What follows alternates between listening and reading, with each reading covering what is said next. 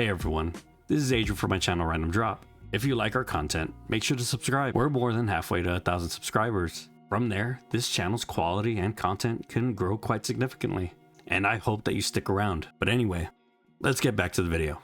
Years ago, the legendary Dark Dragon Blade was said to have been carved out of the bones of a black dragon, bringing plague and death to the world of ancient myth.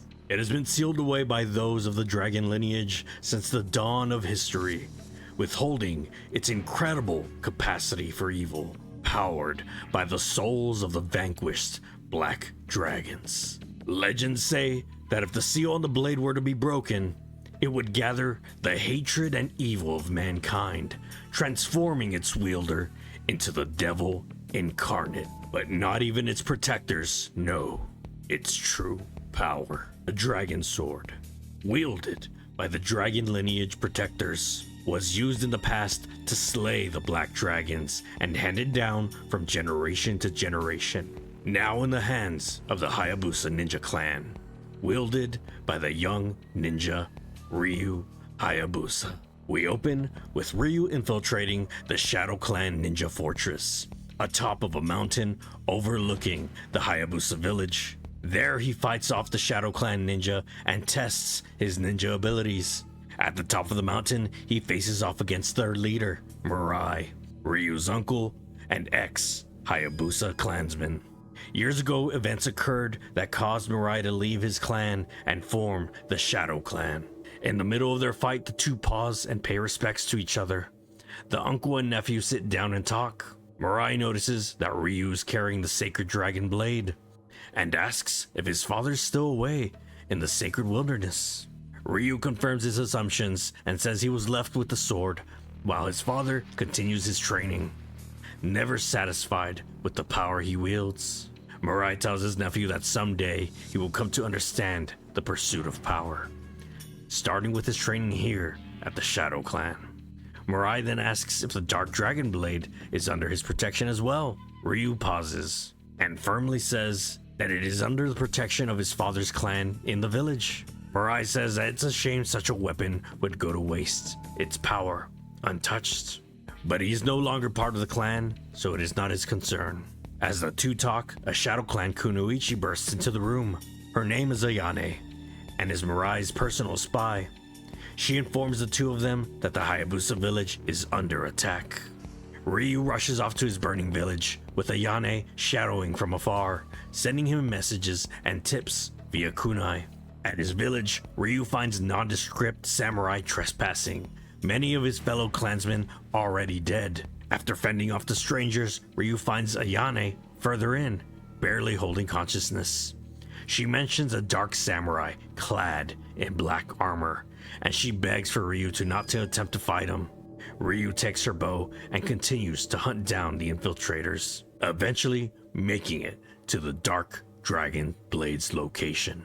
There he meets their leader.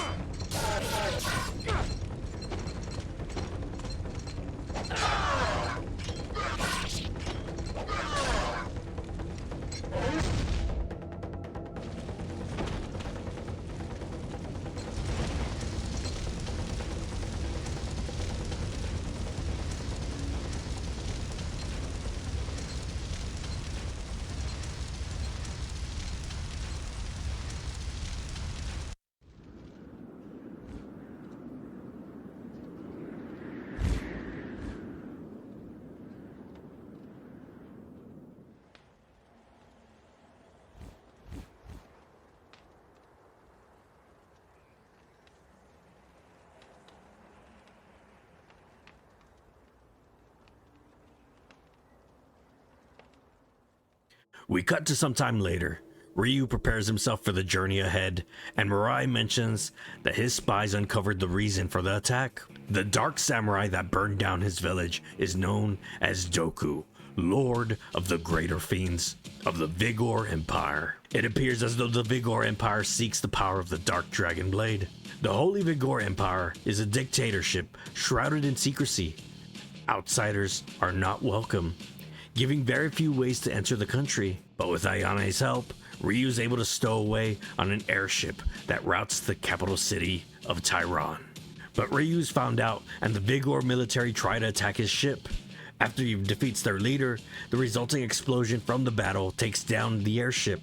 But with Ryu's agility, he's able to escape the crash and make it to his destination, the capital city of Tyron. There, Ayane relays a message that he should head to a place called Han's Bar. It's the center of Vigor's underground intelligence. There, he may be able to find some information on Doku. As Ryu infiltrates the city, Ayane warns him that their ancient rivals, the Black Spider Clan, work in the shadows and are trying to hinder their progress, seeking the Black Dragon Blade for themselves. At Han's Bar, Ryu witnesses citizens running for their lives in fear.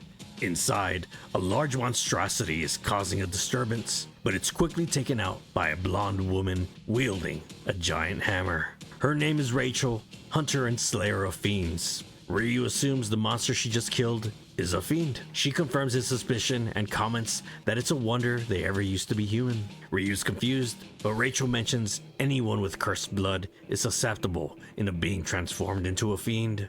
Ryu wonders what that makes her, but she just jokingly remarks that she's complex, and he says he's looking for the greater fiend Doku, seeking revenge. She warns Ryu that if he could be killed, she would have done it herself a long time ago, mentioning that Doku took away her sister. In the distance, Rachel hears the roar of another fiend and rushes off to find it, leaving Ryu with little new information.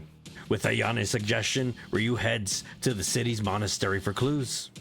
Outside the monastery, Ryu is attacked by fiends while defending himself from Vigorian guards. After defeating them, Rachel appears again.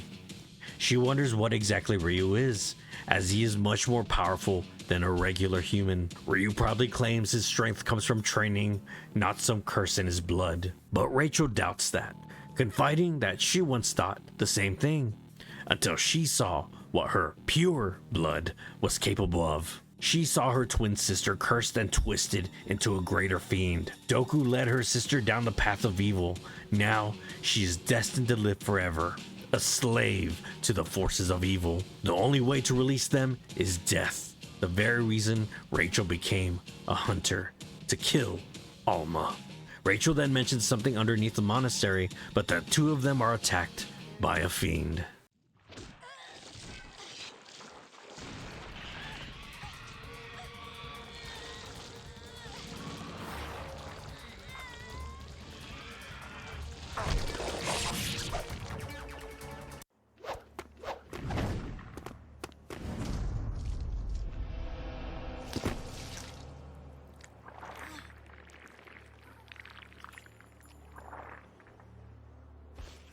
Was that a fiend as well? I've never seen one like that before. Something strange.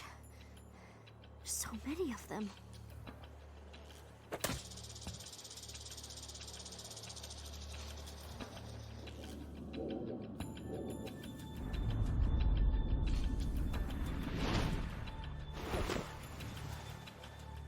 Ayane, running errands for Mirai again, I see.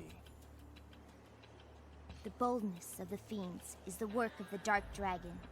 It is a cursed blade, bestowing an unfathomable strength on those wicked enough to wield it. As we speak, its power is growing.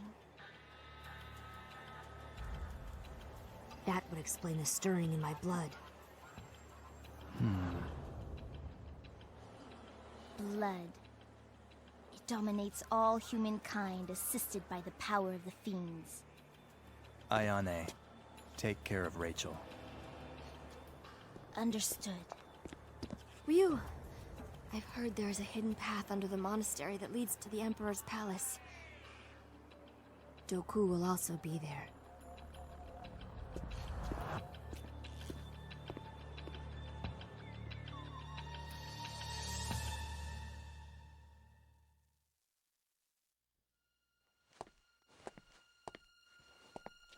Gamoth. So the Dark Dragon grows in power with each killing. Of that there is no doubt, my excellency. Then I have arrived just in time. Yes, my excellency. As always, I provide you with only the most reliable information. The blade grows stronger and faster than I had expected. Ryu then investigates the monastery and finds a hidden path leading underground. There he navigates his way through an ancient underground tomb filled with undead fiends, puzzles, and traps. At the end of the path he finds some sort of elevator, but it's currently inactive. With this path leading to a dead end, he takes a shortcut back to the monastery, but he's warned by Ayane that the place now reeks with the stench of a powerful fiend.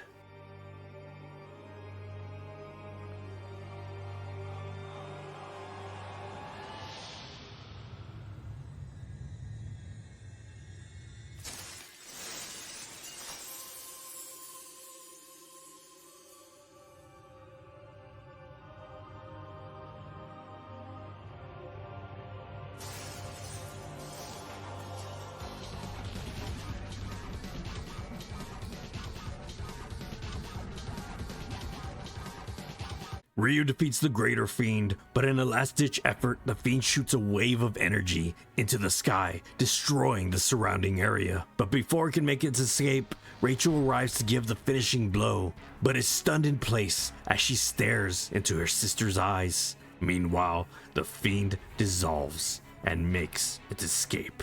Rachel falls to her knees, comes to the realization, given the chance, she was not able to kill her own sister.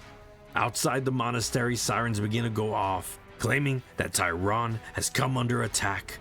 The city is now on a full lockdown, and the military has been dispatched in full capacity to find the culprit. Back in the monastery, Ryu asks if greater fiends retain a soul, unlike the lesser. She confirms his suspicion. Even after becoming fiends, the greaters retain their spirit. Currently, there are only 3. Doku, her sister, and the one that protects the Emperor. Ryu tells Rachel that he should stay away from her, as now he's being hunted by all of Igor. After he disappears, Doku surprises Rachel from behind. He's upset by the pain Rachel has caused Alma, but he plans to use her twin cursed blood to fully awaken her sister. He then knocks Rachel out and takes her away. In the capital, Ryu attempts to make his escape, but the area is swarming with soldiers.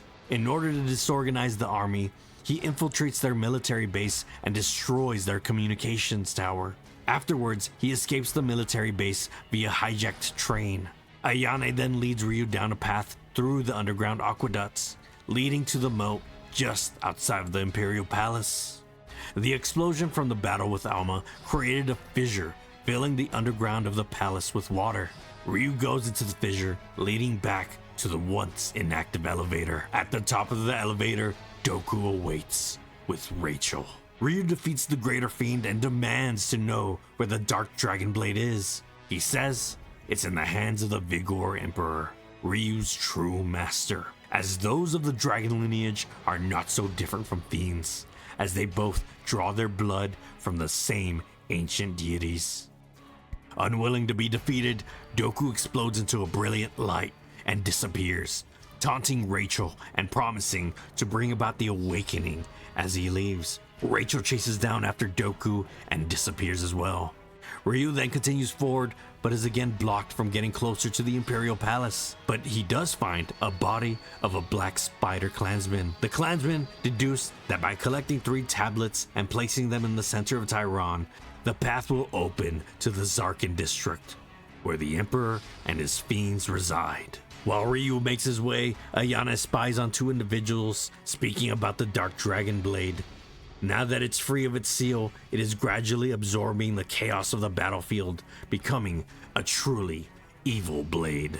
The soldiers in the area have also been transformed into fiends as well, most likely due to the effects from the blade. Ryu finds and collects the tablets and places them in the center of town, opening a portal to the Hayabusa village. This is most likely how the Vigorians led their surprise attack. There, Ryu takes time to visit the grave of the fallen shrine maiden. He collects a jewel placed at the top of her gravesite and places it at the bottom of the Dragon Blade's hilt, creating the true Dragon Blade. He then continues forward, jumping through multiple portals, eventually arriving in Zarkin.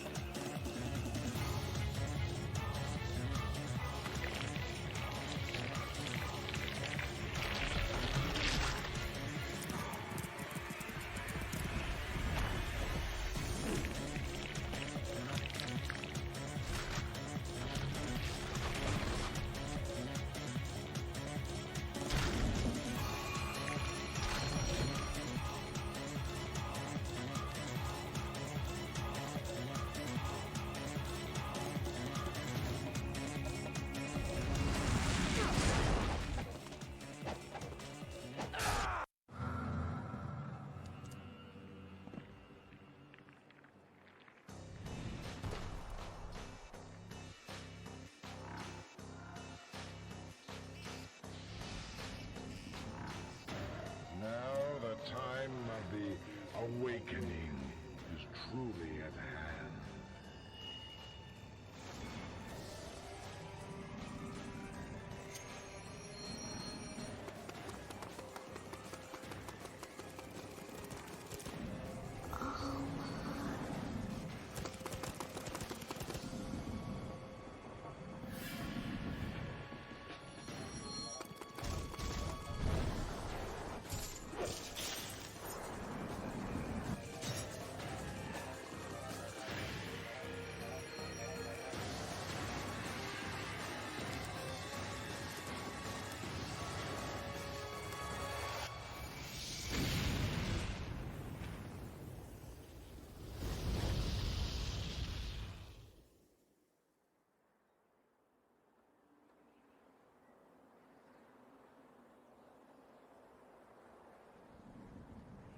This is not over.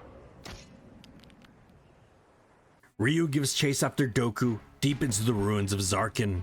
There, the two finally face each other to settle matters once and for all. But right before he's defeated, Doku curses Ryu, activating his fiendish blood. If Ryu doesn't defeat the Emperor soon, he will succumb to his fiendish curse. After the long journey, Ryu is now at the foot of the Imperial Palace, but he's still unable to enter. But just outside, he finds a dying Black Spider clansman. The Black Spider clan has been working in the shadows to claim the Black Dragon Blade for themselves, sacrificing many of their brothers in the process. In his dying breath, the Black Spider gives Ryu the key to the palace and asks him to reclaim Vigor and recapture equilibrium. Ryu then enters the palace core and fights his way to the top, eventually defeating the final greater fiend, Mirabis, the Emperor's personal guard, opening the path to the Emperor of Vigor.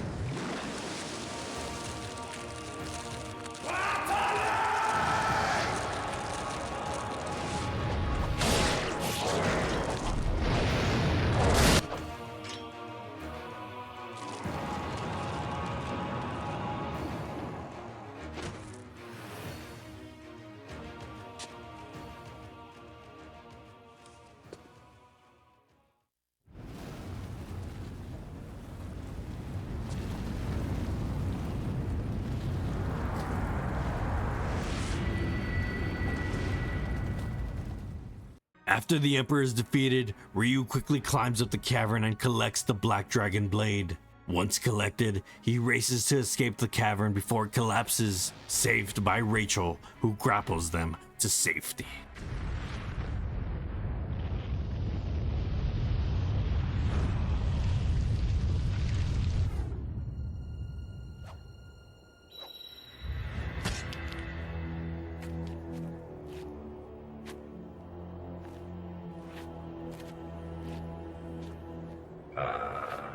Ryu, I expected nothing less. However, the power of the Dark Dragon is wasted on you. Don't you see? The Dark Dragon is now truly an evil blade. His Excellency, the Dark Disciple, has been waiting for this very moment.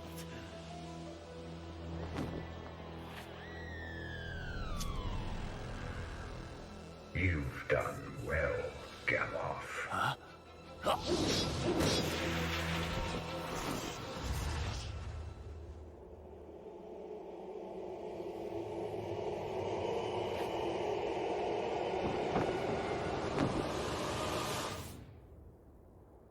Mirai. The Dark Dragon is mine. No objections, I presume.